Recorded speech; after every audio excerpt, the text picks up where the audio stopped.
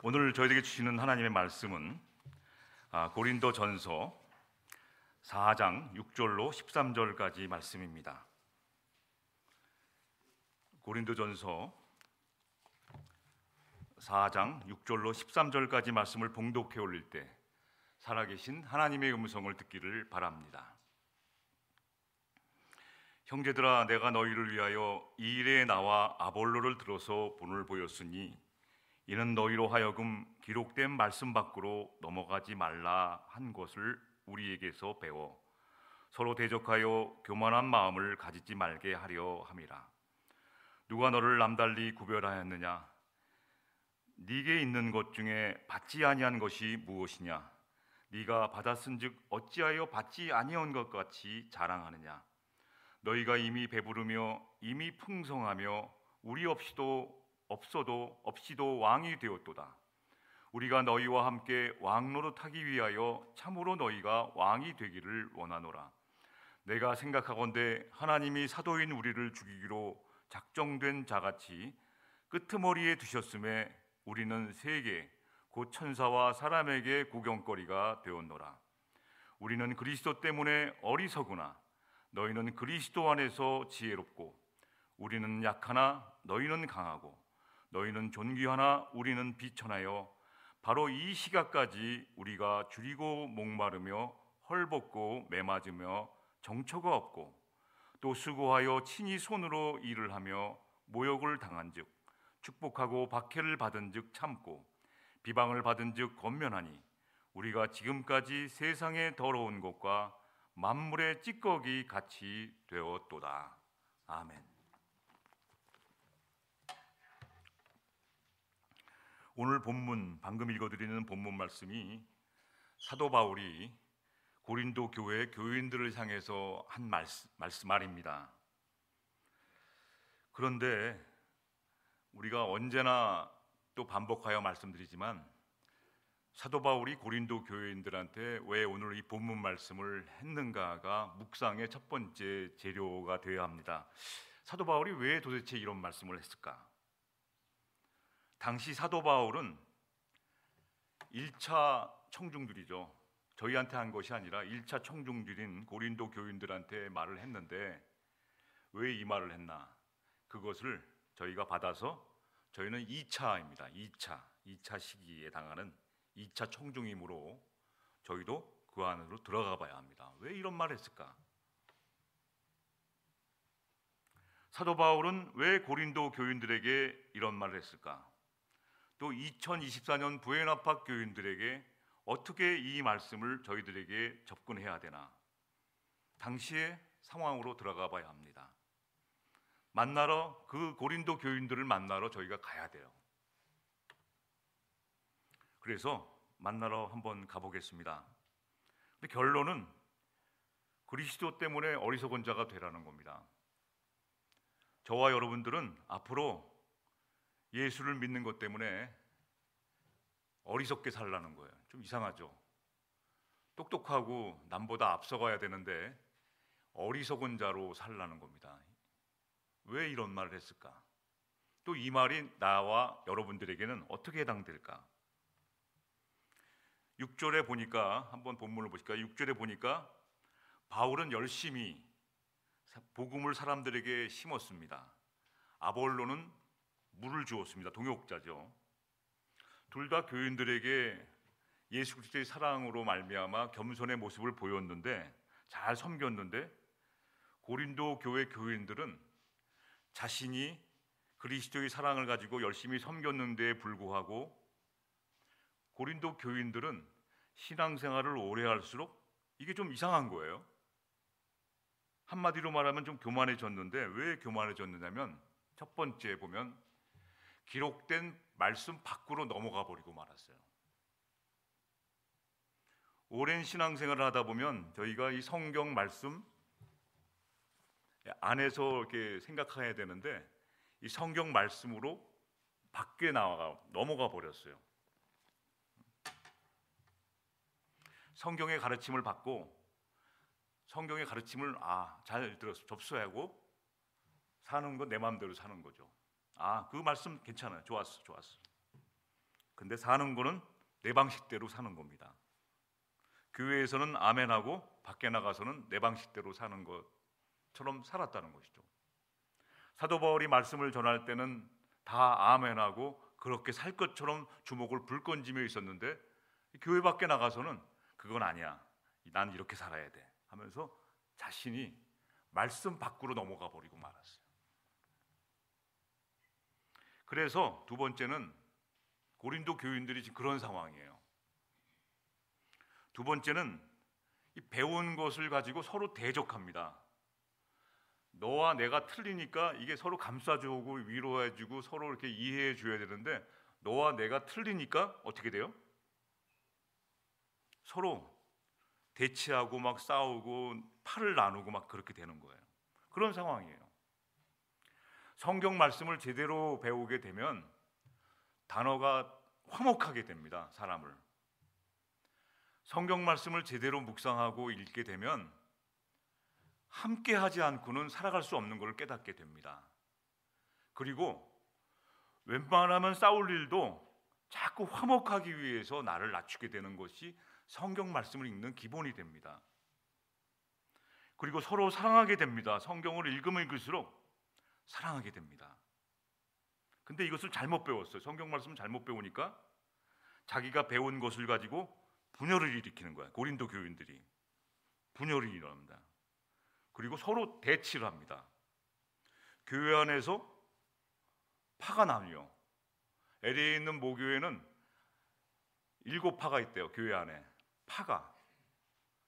제가 살던 동네에서는 교인들이 둘로 나눠져 있어요. 식당파와 본당파.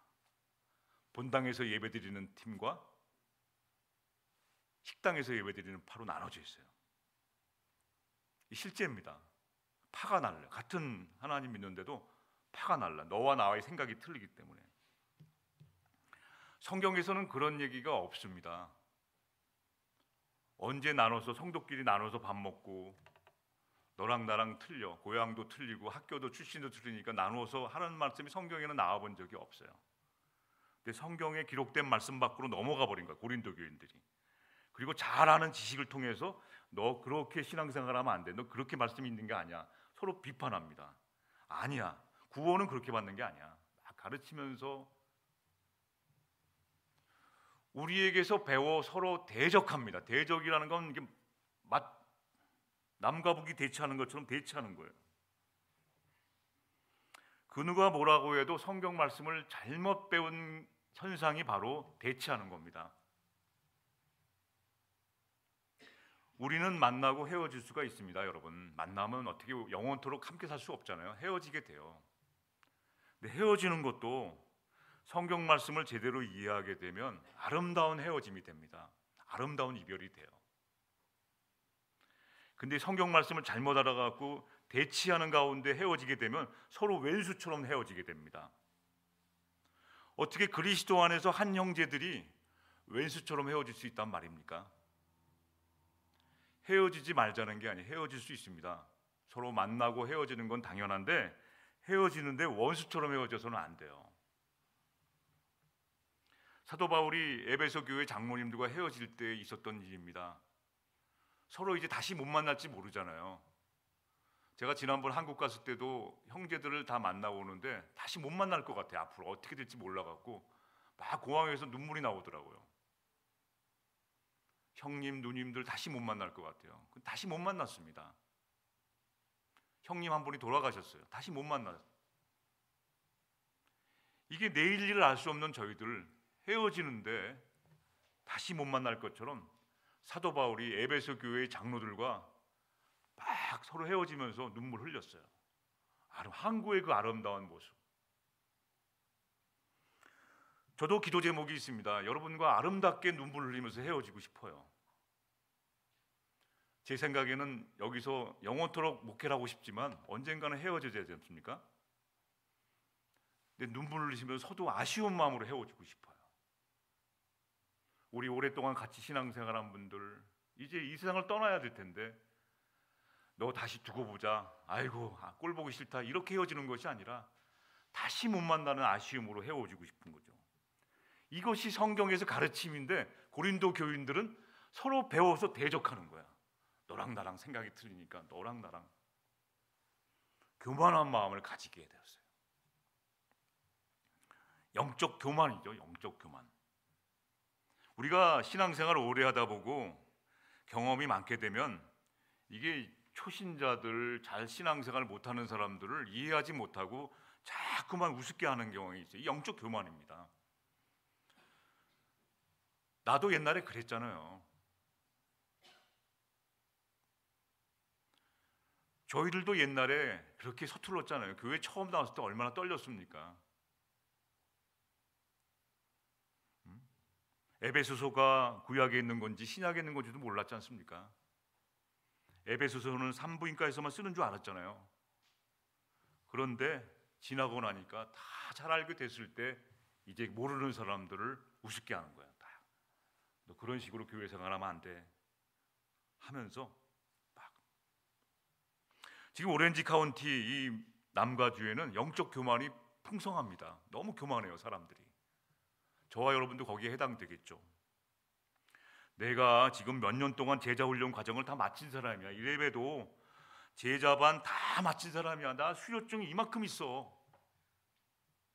성경을 내가 지금 100번째 읽는 찰나야. 완독을 했어. 성경을 내가 90일 만에 다 완독을 한 사람이야.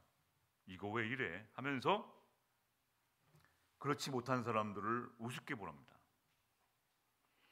성경에 어디 그런 말이 나와 있습니까? 성경을 다 완독했다고 해서 성경을 잘 모르는 사람을 우습게 보라는 말이 어디 나와 있습니까?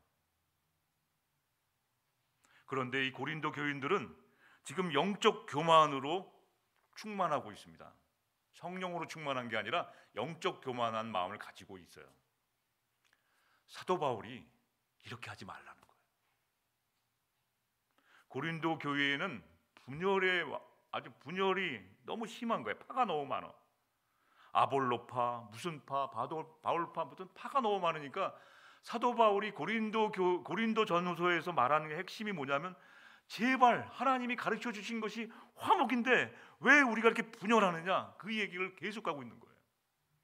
그래서 약한 사람에게는 나는 강하지만 약한 자의 모습, 법 따지는 사람한테는 난 법 따지기 싫은데 법 따지는 사람, 꼼꼼한 사람에게는 난 꼼꼼한 거 싫어. 대충 하면 되지. 다 잘 되는데 꼼꼼하게 가는 거고, 대충 하는 사람은 난 대충 하면 짜증나서 못 하는데도 대충 하는 거예요. 그런 사람의 모습으로 가는 거예요. 결론은 아무쪼록 몇 사람이라도 구원을 얻게 하기 위해서입니다. 지금 고린도 교인들은 자기들 스스로 영적 우월의식을 가지고 있어요. 자아도취에 빠져 영적으로 교만한 상태입니다. 제가 큰 교회를 나가지 말라는 것이 아닙니다. 큰 교회 나가는데 이게 착각할 때가 있어요. 영적 교만해. 내가 큰 교회 가니까 큰 믿음을 가지고 있는 줄 알아요, 사람들이. 지금 고린도 교인들은 오랜 신앙생활 가운데 영적 교만과 자아도취에 빠져 있어요. 지금 그런 상황입니다. 자, 이제 우리가 한번 고린도 교인들의 모습으로 사도 바울 당시로 한번 가보는 겁니다. 이 남의 얘기처럼 듣지 마시고 고린도 교회로 한번 가보는 거예요. 부에나포 교회가 오늘 본문 말씀을 가지고 그 안으로 들어가 보는 겁니다. 거기서 이제 오늘 말씀이 이제 시작되는 거예요. 고린도 교인들은 바울과 아볼로의 사역을 통해 성도의 연합된 모습을 보고 배운 것이 아니라 오히려 각각 자기가 지지하는 사역자들을 내세우며 분열하고 다투기만 했던 것입니다. 나는 어느 목사님 설교가 좋아. 나는 아니야. 그 목사님보다는 어떤 목사님 설교가 참 좋아. 다 좋은데 그 좋은 말씀대로 자신이 그렇게 살고 있는지를 보는 거죠. 다 좋아요. 얼마나 훌륭한 말씀들이 많습니까? 그래서 그 말씀대로 다 좋은 말씀이 넘쳐나죠. 그런데 그 말씀처럼 내가 귀로만 듣고 그 말씀처럼 살지 않는다면 귀에서만 좋은 말씀으로 들리는 거기 때문입니다. 귀에서만 맴도는 복음, 귀로 들리던 말씀이 내 마음밭에 뿌리 내리는 것이 가장 좋은 말씀을 듣는 자세인데 귀로만 들려. 좋은 말씀. 아우 얼마나 재밌는지 그 말씀 들으니까 웃다가 끝났어. 너무 재밌어. 그런데 그 말씀을 듣고 내가 일상생활 가운데 상대방을 정죄해, 그 남을 낮춰보고 우습게 알고 이러한 영적 교만함으로 작동하고 있었다는 상황이에요. 고린도 교인들이 2024년도를 사는 저희들은 이러한 영적 교만은 없는지 오늘 돌아보라는 거예요. 7절에 받지 아니한 사람처럼 자랑을 하고 있어요. 누가 너를 남달리 구별하느냐? 너에게 있는 것 중에서 받지 아니한 것이 무엇이냐? 하나님은 저와 여러분들에게 이 땅을 살아갈 수 있는 능력을 다 주셨어요. 그래서 건강 주셔서 이 자리에 있는 겁니다. 근데 마치 우리는 거지처럼 아무것도 없는 사람처럼 뭐 하나 새로운 것이 생기잖아요. 그럼 자랑하는 거예요. 자랑하는 겁니다. 막 자랑을 하는 거예요. 뭐 하나 새로운 게 생기면 막 자랑하고, 저도 마찬가지죠. 막 자랑을 하게 돼요. 사도 바울이 고린도 교회 교인들을 향해서 이것을 하지 말라는 거예요. 다 이미 주셨는데 뭘 또 자랑하느냐? 마치 아무것도 없는 사람처럼. 저와 여러분은 하나님으로부터 받지 아니하는 것이 없습니다. 다 있으세요. 요한복음 3장 27절에 이런 말씀이 있습니다. 요한이 대답하여 이르되 만일 하늘에서 주신 바 아니면 사람이 아무것도 할 수 없느니라. 제가 저희 딸 졸업식을 가면서 걱정을 했어요. 제가 앞으로 어떻게 살지, 나 닮아서 저렇게 아무 개념 없이 어떻게 살지 그랬는데, 졸업식장을 갔다 와서 제가 아주 평강의 마음을 얻었어요. 제가 또 아시죠? 딸 자랑하는 게 아니라 예를 드는 겁니다. 졸업식을 갔다 와서 안심한 게 한 가지 있어요.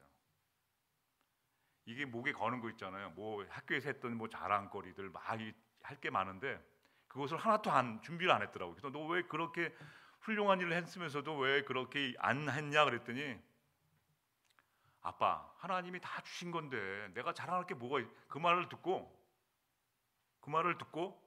제가 나보다 낫다 그런 생각을 했어요. 저희들에게 주신 것, 저희들을 높여주신 것 하나님이 다 주신 거 아닙니까 여러분? 근데 그걸 또 자랑을 하고 있는 거예요. 그걸 할 필요가 없다는 것이죠. 그러면서 많은 사람들 앞에서 군인처럼 경례를 딱 하는 순간 제가 너는 나보다 잘 살겠다 하는 걱정을 안 하게 되는 겁니다. 여러분, 지금 저와 여러분들은 하나님이 다 주신 것에서 출발한 거예요. 하나님이 깡통 계좌를 주신 것이 아니라 하나님이 이미 기본금을 다 주셨어요. 출발점을 다 주셨다는 거예요. 여기서 출발해야 돼요. 그런데 마치 아무것도 없다가 받은 사람처럼 마치 자랑을 하고 있는 것입니다. 나된 것이 다 하나님의 은혜인데 마치 내가 이룬 양 자랑하고 있는 고린도 교인의 영적 상태를 바울이 말한 거예요. 너무 안타까운 것이죠. 오늘 성령 강림절의 주보에도 나왔지만 기억해야 할 것이 한 가지가 있습니다. 우리는 내가 급한 기도 제목도 다 표현을 못해요. 내가 누구를 위해서 기도할 때 그 기도 제목조차도 다 표현을 못합니다. 말로 다 표현을 못하는데 성령이 말할 수 없는 탄식으로 우리가 표현도 못하는 그 기도 제목을 대신 간구해 주세요. 하나님한테. 그것을 잊지 말아야 된다는 것이죠.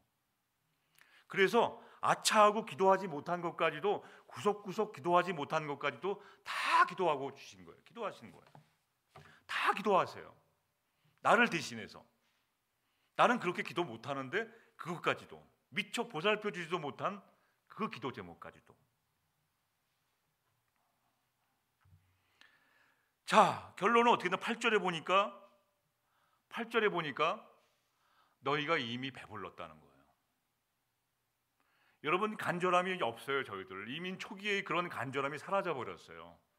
지금 다 잘 사시게 되었는지 몰라도 이민 초기에 왔던 간절함이 없어요. 이민 초기에 와서 교회를 세우고 교회여 일어나라 하면서 그 부흥의 그 열정과 그런 모든 것들이 사라져 버렸어요. 이민 초기에 초심이 다 사라져 버린 거예요. 이 고린도 교인들이 너희가 이미 배부르며 이미 풍성하며 우리 없어도 왕이 되어, 다 왕이에요. 왕. 교회 분열, 싸움을 다른 말로 하면 어떤 말입니까? 왕들의 전쟁입니다. 왕들의 전쟁. 어떤 사람 하나 종이 없어요. 다 왕들의 전쟁이에요. 교회에 분열된 교회를 자세히 관찰해 보시면 왕들의 전쟁을 하고 있어요. 목사님도 왕, 성도도 왕. 그러니까 왕끼리 싸우니까 얼마나 힘들까 하는 생각을 해봐요. 어떤 사람 하나 내가 죽었습니다 하면서 종이 된 사람이 없습니다. 만약에 부에나파교회에서 무슨 싸움이 일어났으면 제가 죽겠습니다. 여러분, 제일 처음 제가 죽겠습니다. 그러면 싸움이 안 납니다. 여러분, 무슨 문제가 생기면 여러분이 죽으십시오. 먼저 죽으면 돼요. 내가 먼저. 근데 고린도 교인들은 서로 왕이 되어서 왕들의 전쟁을 하고 있는 거예요. 왕들의 전쟁. 서로 교회 안에서 왕이 되어서 종은 없고 왕이 되니까 고린도 교인들이 지금 이러한 본문의 상황인 것이죠. 이제 이해가 되시죠? 사도 바울이 이러한 상황입니다. 이러한 상황. 2024년도에 우리들의 모습도 다르지 않아요. 지금 종들에게 말씀하는 것이 아니라 왕들을 모아놓고 설교한다면 얼마나 힘듭니까? 왕이 왕께, 목사가 목사에게. 교회에는 종들이 많아야 합니다. 그래서 머슴교회도 있어요. 머슴교회. 머슴처럼 살겠다. 아주 나는 죽었습니다. 머슴교회도 있다는 겁니다. 안 가봤습니다만 그러한 마인드에서 나오지 않았나 생각이 됩니다. 그래서 사도 바울은 이러한 고린도 교회, 오늘날 저와 여러분들에게 우리가 있어야 할 자리를 안내합니다. 어디로 가야 되나? 자리를 안내해줘요. 자리가 굉장히 중요하거든요. 사람은 자리가 사람을 만들어줘요. 어느 자리에 앉았나? 갑자기 어떤 사람에게 자리에 앉혀줬더니 이게 사람이 달라져요. 사람이 달라집니다. 사도 바울은 고린도 교인들에게 자리를 안내해 줍니다. 저와 여러분들에게 이 자리로 가기를 원하세요. 예수님은 저와 여러분들이 이러한 자리로 가기를 원하세요. 그 절에 한번 보실까요? 어떤 자리로 가기를 원하시나? 내가 생각하건대 하나님이 사도인 우리를 죽이기로 작정된 자 같이 죽기를 각오한 거예요. 우리의 자리를 끄트머리에 두셨다 그랬어요. 끄트머리가 어디죠? 말미, 끝자리.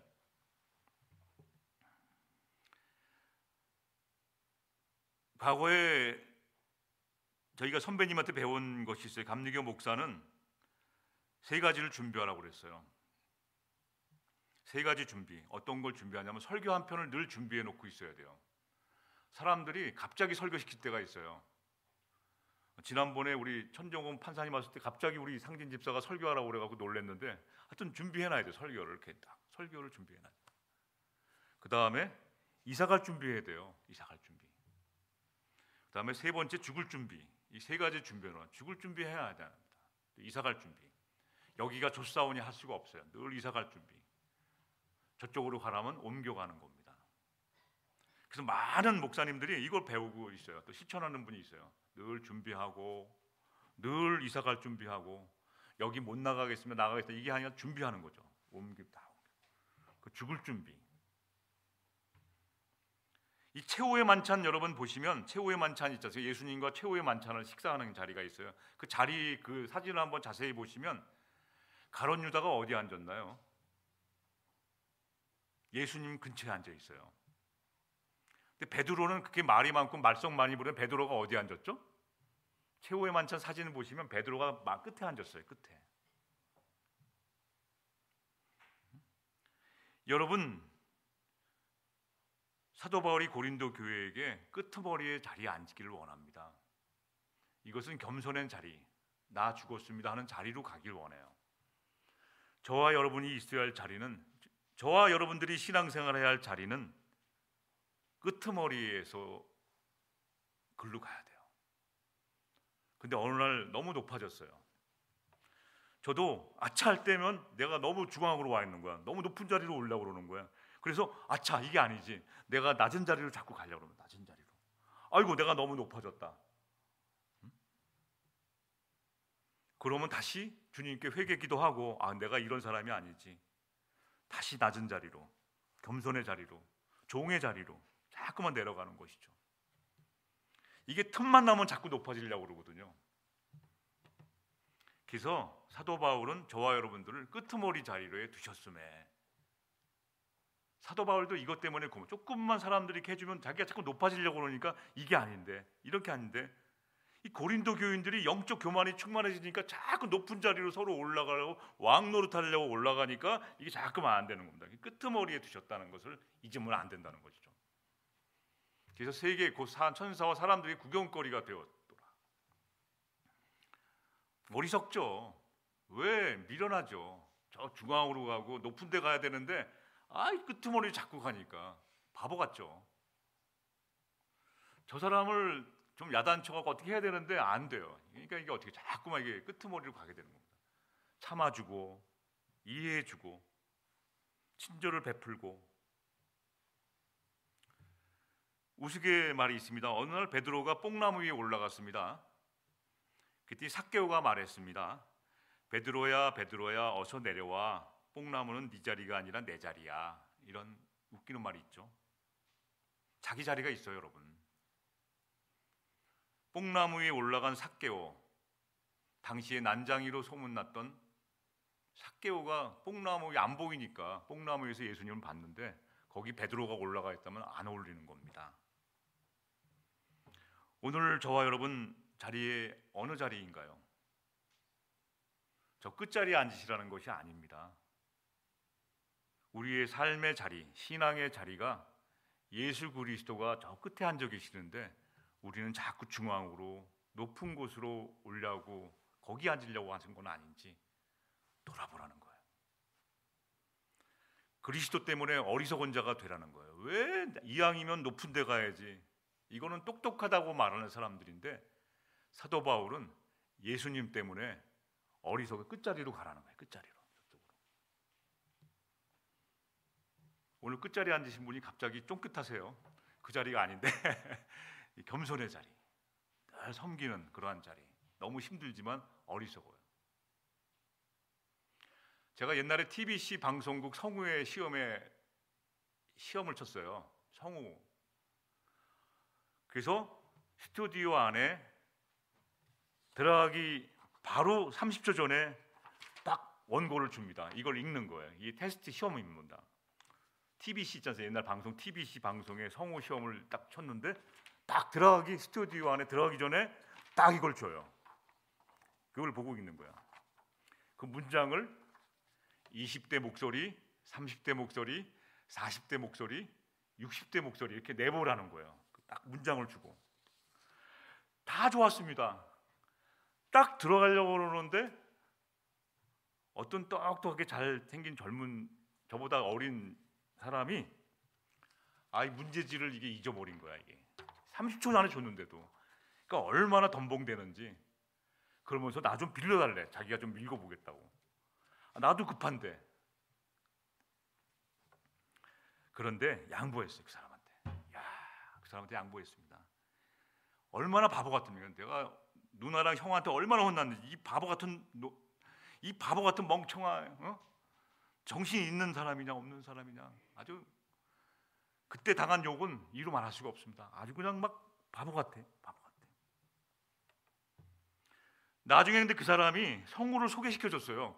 내가 이렇게 양보한 사람 있잖아요. 너무 고마워서. 그래서 배한성 씨라고 여러분 아십니까? 배한성.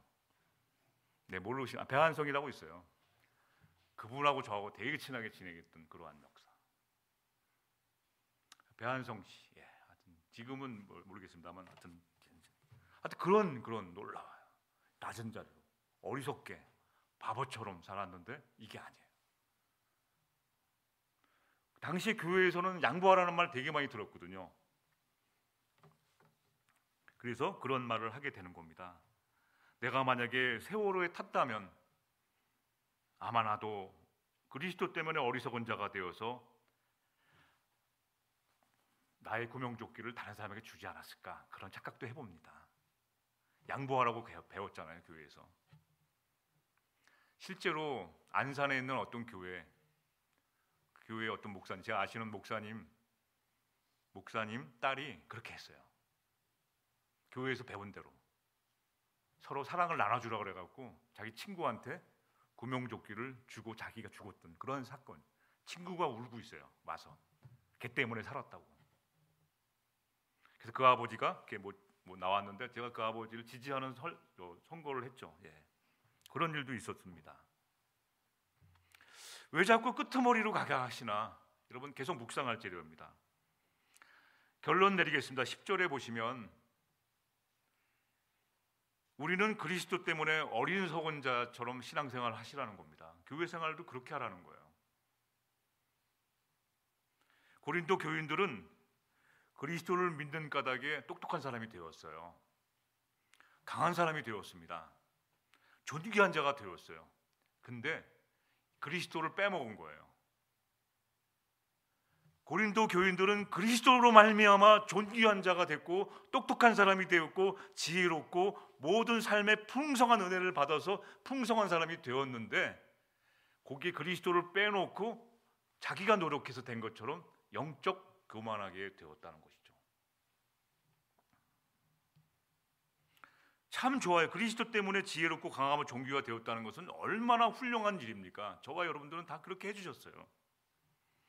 그러나 고린도 교인들의 잘못은 그 모든 것을 하나님께로부터 받은 것이 아니라 스스로 땀과 노력으로 쟁취했다고 믿었다는 데가, 이게 잘못된 겁니다. 자랑하는 거예요. 특권이다. 내가 복이 많은 사람이라 더 그렇다. 여기에 착각으로 해서 이게 어긋나가는 거예요. 말씀이 왜곡되기 시작하는 거예요. 남용하기 시작하는 겁니다. 막 그렇지 못한 사람들 막 비방하고. 그래서 바울은 미련한 사람이 아닙니다. 여러분 알다시피 바울 신학을 읽어보면 깜짝으로 놀래요. 그러한 학문적 지식을 지금도까지 얼마나 너무 훌륭한 사람인데도 자신은 미련하고 약하고 비천함 등으로 말미암아 자신이 미련하다고 생각하고 그리스도 때문에 어리석은 자라고 생각하고 약하다고 하고 비천한 삶을 사는 것은 끄트머리에 앉았을 때 하나님의 능력이 나타나는 거예요. 막 나타나는 거예요. 여러분 끄트머리 한번 가보세요. 하나님이 가만히 내버려 두질 않아요. 와, 놀라워요. 이것이 나의 간증이 되셔야 합니다. 끄트머리. 너무나 많은 간증이 있지만 또 그 얘기만 하면 오늘 본문 말씀은 기억하지 않고 간증 얘기, 재밌는 얘기만 기억하실까 봐 내가 생략하겠습니다. 지난 주간에 저희 집사람 눈썹 얘기했더니 눈썹만 가지고 일주일 동안의 얘기를 하셔요. 저희 집사 눈썹 붙인 얘기만 계속 들려와요. 제가 그 말씀 하는 게 아닌데. 그래서 11절부터 13절까지 보면 사도 바울이 지금 이 시각까지 자신이 어떻게 살았느냐, 13절 만물의 찌꺼기같이 살아가고 있다고 그러는 거예요. 사도 바울이 원래 이렇게 살 사람이 아니에요. 저와 여러분이 이렇게 살게 하는데 이렇게 만물의 찌꺼기처럼 쓰레기처럼 저렇게 막 그렇게 살려는 게 아니라 이런 끄트머리 자리에 있을 때 하나님의 능력이 나타나는 자리가 바로 이 찌꺼기 같은 삶의 자리라는 것이죠. 이해가 되십니까? 하나님이 가만 내버려 두지 않아요. 끄트머리에 앉았는데 겸손의 자리로 왔는데 하나님이 자꾸 높여주시는 거야. 자꾸만 올려주세요. 나는 끄트머리로 자꾸 갔는데. 이걸 경험하라는 것이죠. 그리스도 때문에 이렇게 살게 되었다는 겁니다. 그러므로 그리스도를 모르는 자는 절대로 이런 삶을 이해하지 못해요. 예수님을 이해하지 못합니다. 예수님 모르는 사람들은 이걸 절대 이해 못. 이게 뭐야, 무슨 말이야, 말도 안 돼. 이게 무슨 말이야? 말도 안 돼. 이해를 전혀 못합니다. 여러분, 단심가라고 있죠? 정몽주가 했던 단심가. 이 몸이 죽고 주고 100번 고쳐주고 백골이 진토되어 넋이라도 있고 없고 임향한 일편단심이야 가실 줄 있으랴. 이걸 갖다가 미국에 사는 고등학생들 1.5세, 2세 중심으로 되는 고등부 학생들에게 이걸 들려줬어요. 그리고 여기에서 말하는 임은 누구일까라고 물어봤어요. 임향한 일편단심이야 가실 줄 있으랴. 여기서 임은 누구일까요? 그래서 어떤 사람이 라스트 네임이 임씨를 말한다. 또 어떤 아이는 여자친구를 말한다. 또 아내를 말하는 것이다. 어떤 아이는 우리 엄마를 뜻하는 것이다. 임향한 일편단심. 야, 얼마나 갖다 잘 붙이는지. 여러분, 이 당시의 상황을 모르고 그냥 이 얘기만 듣고 우리 엄마야, 우리 애인이야, 라스트 네임이 임씨 가진 사람이야, 뭐 이렇게 말하는 걸 수가 있지만 이게 아니지 않습니까, 여러분? 정몽주가 살았던 고려 말기는 이 정치적으로 시국이 너무 어려웠잖아요. 특히 공양왕을 하야시키려는 이성계 측근이 막 이거 뭐 이성계를 왕으로 세우려는 했지 않습니까? 이 복잡한 정치 상황에서 정몽주가 이게 빳빳하니까, 그래서 상대방 측에서 나온 하여가라고 있지 않습니까? 이런들 어떠하리 저런들 어떠하리 만수산 드렁칠이 얽혀진들 어떠하리 우리도 이와 같이 얽혀서 100년까지 누리리라, 뭐 이렇게 말하잖아요. 근데 이게 무슨 뜻이야 도대체? 당시의 고려 말의 정세 공양왕을 향한 그러한 것을 알게 되면 쏙 들어와요. 아, 이랬구나. 예수 그리스도를 아는 사람은 그리스도 때문에 어리석은 자가 된다는 말이 쏙 들어오지 않습니까? 그렇죠? 그렇죠? 우리 집사님 쏙 들어오시죠? 그리스도는 어리석은 자가 된다는 거. 끄트머리로 가라, 만물의 찌꺼기 같이 되라, 쏙 들어오시죠? 안 들어오시는군요. 네, 할 수 없습니다. 제가 할 수 있는 것은 여기까지밖에 없답니다. 제가 여러분에게 할 수 있는 말은 무엇이 있겠습니까? 이거밖에 더 있겠습니까? 지혜가 무엇인지, 어리석은 자를 살아가는 방법이 무엇이 있겠습니까? 성경 말씀에 그리스도 때문에 어리석은 자가 되라고 하시네요. 끄트머리로 가라고 하시네요. 만물의 찌꺼기같이 되었더라고 하시네요. 그것이 어떤 것인가요? 그런데 방법을 하나 알려주신 것이 있어요. 이 B프렌입니다. A프렌을 잘 이해 못하신 분들을 위해서 B프렌을 또 준비했어요. 2분 내 설명드리겠습니다. 이것까지 이해 못하면 여러분이 알아서 하세요. 웨슬리안의 사변형이라고 있습니다. 요즘은 다양한 사람들이 살고 있지 않습니까? 이런 다양한 사람들을 만나고 사는데, 그래서 신앙의 MBTI 같은 시대에 웨슬리안의 사변형이라고 되어 있습니다. 사변형. 웨슬리는 감리교를 창시한 목사님이십니다. 근데 그런 교단에 상관없이 모든 신앙인들이 배워야 할 자세가 있습니다. 감리교에서 훌륭한 전통이에요. 제가 이 감리교 자랑하는 것이 아니라 훌륭한 것이 한 가지 있어요. 웨슬리안의 사변형. 이렇게 만물의 찌꺼기 같이 그리스도 때문에 미련한 자 같이 사는 삶이 어떠한 것인가를 잘 알려주고 있어요.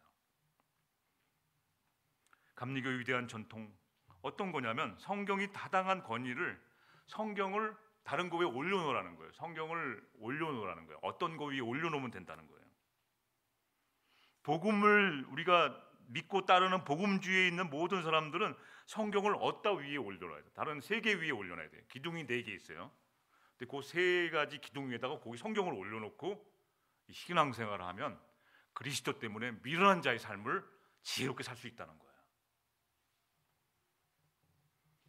네, 석 달 동안 강의를 해야 되는데 지금 2분 내에 하겠습니다. 여러분들은 지혜로운 사람이라고 믿고, 그러므로 그리스도 때문에 어린 자의 삶이 어떤 것인가? 성경을 어디다 위에 올려놓으라 그러는데 어떻게 올려놔야 되나? 첫 번째는 내 자신이 지나온 생애의 삶의 경험 위에다 성경을 올려놓으라는 거예요. 경험을 무시하지 말라는 거예요. 지나온 이민 생활의 그 경험 버리지 말고 그 위에다가 성경을 올려놓으라는 거예요. 나의 직장 생활 경험, 나의 일터 경험, 그것을 싹 버리지 말고 그 위에다가 성경을 올려놓고 하는 거예요. 칼빈이 했던 거예요. 칼빈도 우리의 경험을 지혜로 통로로 사용해라. 그래서 그 누구죠? 그 주식하다가 망한 임창정인가요? 뭐 500억을 까먹은 사람이 있어요. 그분이 책을 냈잖아요. 나처럼만 주식 투자 안 하면 성공한다, 그런 말을 했어요. 근데 가수 조용남 씨가 얼마 전에 노래를 냈어요. 나처럼만 살지 말기를 바랍니다. 이런 노래가 있어요. 은혜가 되더라고요. 나처럼만 살지 마십시오. 이 실패의 경험도 경험이니까 이걸 통로로 사용하라는 거예요. 경험 위에다가, 나의 경험 위에다가 성경을 올려놓고 해석을 하라는 거예요. 그 다음에 루터도 했던 겁니다. 나의 이성 위에다가 성경을 올려놓으라는 겁니다. 두 번째가 양심, 이성이 양심이에요. 저는 하나님이 저희들을 탓하실 때는 성경 말씀 몇 구절 못 외워서 야단치시지 않습니다. 하나님이 저와 여러분들에게 물어보시는 것은 양심이 있느냐 없느냐를 물어보세요. 항상 우리가 죄를 지으면 하나님이 너 왜 교회 생활 그따위로 하느냐를 물어보시는 것이 아니라 너는 어떻게 양심도 없느냐, 아버지로서의 양심도 없고 엄마로서의 양심도 없고 어떻게 학생으로서, 직장인으로서, 사장으로서 그런 양심도 없느냐를 묻고 계세요. 아담아 네가 어디 있느냐를 물은 것은 너 왜 신앙생활 똑바로 하느냐고 물어보신 것이 아니라 너는 양심도 없느냐를 물어보시는 거예요. 하나님이. 이성. 마틴 루터도 보름스 회의에서 이성의 중요성을 강조했어요. 여러분, 양심이. 저는 신앙생활에 있어서 성경 100번 읽는 사람보다 양심이 선한 사람이 더 좋아요. 죄송합니다. 무서워요. 성경 100번 읽은 사람 무서워요. 따지고 그냥. 그런데 양심이 선한 사람이 더 좋아요. 어려운 사람을 보면 눈물 흘리면서 도와주려고 그러고, 잘못된 일이 있으면 돌멩이를 치우고 걸어가는 모습. 양심 위에다가, 이성 위에다가 이 성경 말씀을 위에다 놓고 이렇게 묵상하라는 거예요. 그다음에 세 번째는 뭐에다 성경을 올려놔야 될까요? 전통입니다. 대한민국의 전통이 있어요, 여러분. 우리 고유의 조상대대로 이어온 전통이 있어요. 우리 전통은 부모님한테 효하는 거예요. 효사랑 성교에도 있던데 효. 근데 우리나라만의 전통적인 것이 있어요. 지난주에 오셨던 대구에서 오신 분들이 아니 미국에서도 새벽기도 하는 교회가 있어요 그러더라고요. 있습니다. 한국교회 부흥의 원동력은 새벽기도, 수요기도의 금요철야기도예요. 근데 요즘은 다 없어졌어요. 지금 교회가 반으로 줄었습니다. 다 없어졌어요.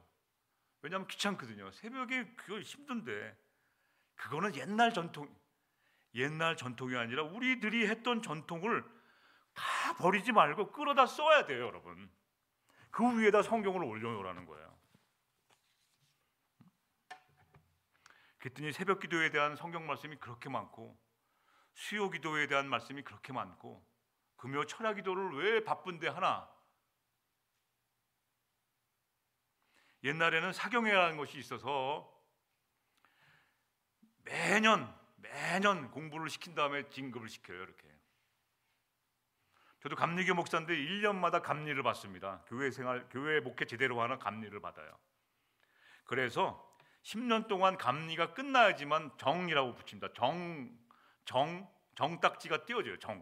정회원이 돼요. 감리교회에서는 매년 감사를 받아요. 감리를 받아요. 교회를 와서 교인들 상태가 어떤지, 그리고 신앙생활 잘하고 있는지 다 살펴본 다음에 딱 10년이 되면 이제 네 맘대로 하세요 그러면서 이제 맡겨주고 예산은 얼마인지 다 보다가 감리를 하는 겁니다. 당시에는 막 그리고 시험 보고 막 성장시키고 시험 봐요. 장로님도 시험 보고 권사님도 시험 보고 집사님도 시험 보고 시험마다 시험 봐요. 그래서 막 임명하는 거죠. 어떤 장로님이 저희 교회 나오실 때라서 제가 농담 겸 진담으로 저희 교회는 시험 보고 오셔야 합니다 그랬더니 깜짝 놀라셔요. 무슨 시험을 봅니까? 그래서 토플 700점 이상 받으셔야 되고요. 그냥 농담을 했는데 시험 보고 오셔야 돼요. 시험 보고. 내년에는 저희 교회 시험 보고 진짜 받아야 돼요. 왜냐하면 여러분 있을 때 우리 잘하십시다. 시험 보고 날마다 주님이 우리 테스트 하셔요. 자꾸 성장시키기 위해서. 지난 날에는 몰랐는데 지나고 보니까 그것이 은혜요 감사였어요. 해마다 목회 잘하고 있는지, 교인들 신앙으로 잘 성장시키는지, 교회 예산은 제대로 꾸미고 있는지 해마다 이렇게 감리하고 감사하고 그것이 귀찮고 나쁜 것인 줄 알았는데 지나고 보니까 나를 성장시키는 원동력이 되었다는 것이죠. 그 위에다가 우리의 전통 위에다가 성경 말씀을 올려놓고 이렇게 보라는 거야. 그러면 그리스도 때문에 미련한 자의 삶이 어떤 것인지를 쏙 들어오게 돼요. 아, 이거였구나. 이 네 가지 경험, 이성, 양심, 전통 그 위에다가 성경을 올려놓고 이렇게 나의 삶을 묵상할 때 내가 그리스도 때문에 미련하구나. 그 삶이 맞는구나. 잠언에서는 미련하다는 것은 안 좋은 것이지만 오늘 고린도전서 이 4장에서 나오는 이 말씀은 그리스도 때문이 들어갑니다. 그리스도 때문에. 그래서 우리의 사역은 어떻게 되어야 됩니까? 빌립보서 2장 14절 16절 말씀 여러분 다 외우시죠? 빌립보서 2장 14절 16절 말씀 제가 읽어드리겠습니다. 세 번역으로. 이렇게 사셔야 돼요. 무슨 일인지 불평과 시비를 하지 말고 하십시오. 불평과 시비가 나오잖아요. 회의할 때. 그럼 일단 중단했습니다. 저도 이제 회의를 하면은 자꾸 불평과 불만이 나오면 일단 중단해요. 중단하고 다시 기도하고 다시 또 모여야 되겠죠. 무슨 일인지 불평과 시비를 하지 말고 그리하여 여러분은 흠이 없고 순결해져서 구부러지고 뒤틀린 세대 가운데서 하나님의 흠 없는 자녀가 되라는 거예요. 그리스도 때문에 미련한 자의 삶을 살게 되면 그리하면 여러분은 이 세상에서 별과 같이 빛날 것입니다. 생명의 말씀을 뭐 위에 올려놓으라고요? 경험, 이성, 전통 위에 올려놓고 이렇게 미련한 자의 같음 모든 것을 다 강한 사람에도 불구하고 약한 자꾸 그 사람에게 내려가는 겁니다. 그렇게 살 때 굳게 잡으라는 것이 생명의 말씀 굳게 잡으십시오. 그리하면 내가 다름질한 것과 수고한 것이 헛되지 아니하여서 그리스도의 날에 예수님 앞에서 자랑하게 돼요. 자랑하게 된다. 빌립보서 2장 14절 16절 말씀입니다. 기도하십시다.